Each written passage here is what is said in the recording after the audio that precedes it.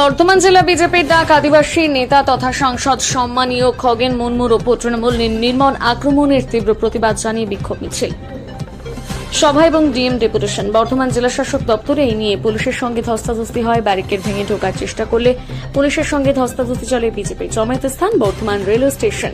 বিশেষ উপস্থিতি রাজ্যসভার সাংসদ সম্মানীয় হাজ বর্ধন সিংরা মহাশয়। উপস্থিত ছিলেন পূর্ব বর্ধমান জেলা বিজেপির সভাপতি অভিজিৎ দা, বিজেপির উচ্চ স্তরের নেতা রাহুল সিনহা সহ অন্যান্য বিজেপির কার্যকর্তাগণ।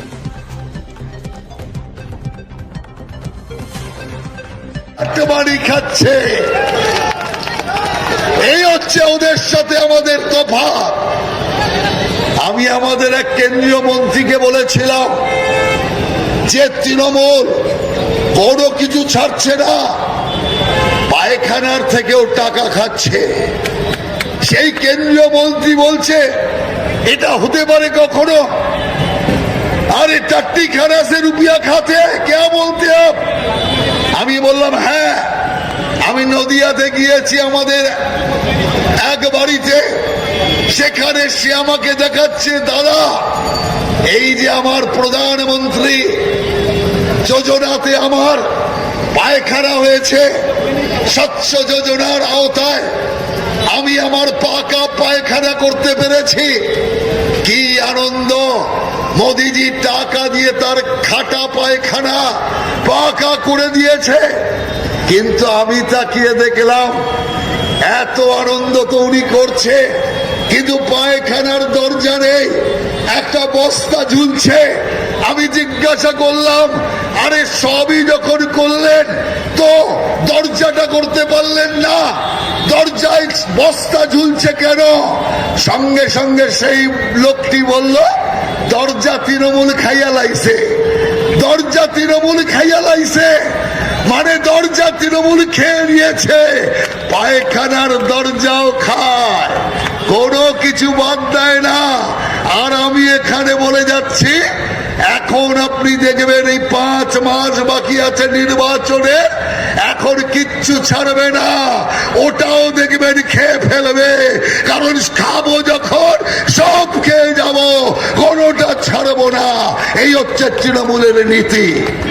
আর আমরাও পরিষ্কার করে এখানে ডিএম অফিসের সামনে ঘোষণা করে যাচ্ছি যা পারিস খা, কদিন খেয়ে নে।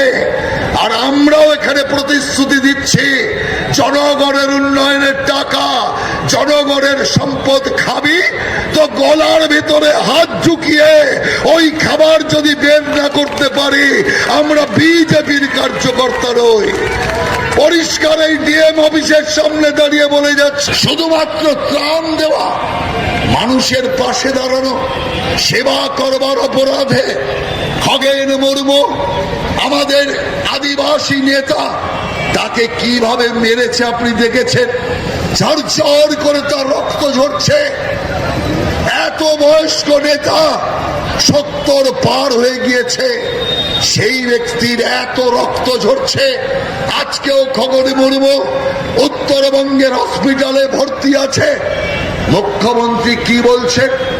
মুখ্যমন্ত্রী বলছেন 60টা গাড়ি নিয়ে গেছে, 60-70টা গাড়ি নিয়ে গেছে। তার মানে 60-70টা গাড়ি নিয়ে গেলে মারতে হবে তো? আপনি বলুন মুখ্যমন্ত্রী, 50-60টা গাড়ি নিয়ে গেলে মারতে হবে তো? আপনার এই কথা আবার উচ্চারণ করুন। এরপরে যদি অভিষেক ব্যানার্জি 60-70টা গাড়ি নিয়ে যায় আর ওর যদি কেউ ঠ্যাং ভেঙে দেয় তখন আপনি একই কথা বলবেন তো? এত গাড়ি নিয়ে যাবে কেন? সেই কারণে আমি আপনাদের পরিষ্কার বলতে চাই, লাগাতার মুখ্যমন্ত্রীর সমর্থন করে গিয়েছে। এমনকি কত অমানবিক মুখ্যমন্ত্রী।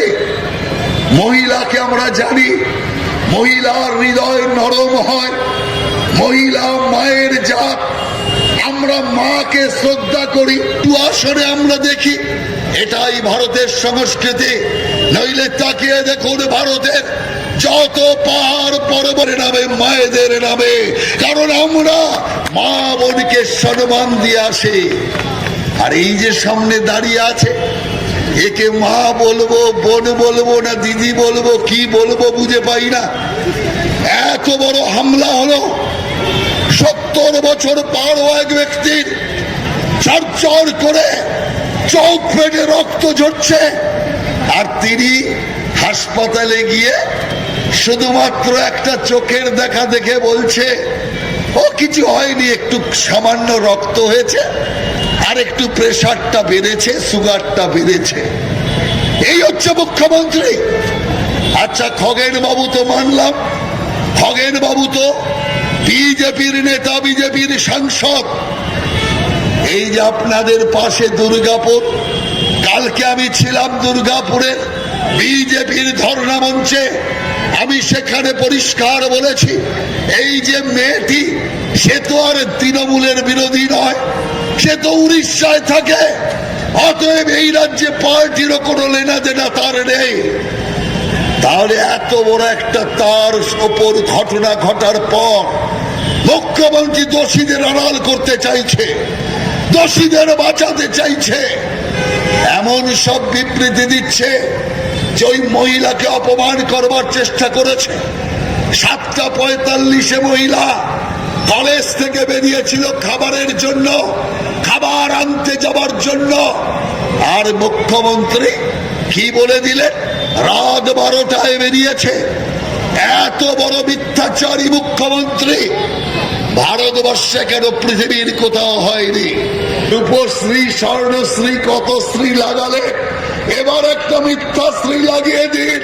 আর আমি এখান থেকে ঘোষণা করছি, আমরা ঘোষণা করছি, মিথ্যাশ্রী পুরস্কার কেউ পাবে না, আপনি পাবেন, আমরাও দিতে রাজি আছি।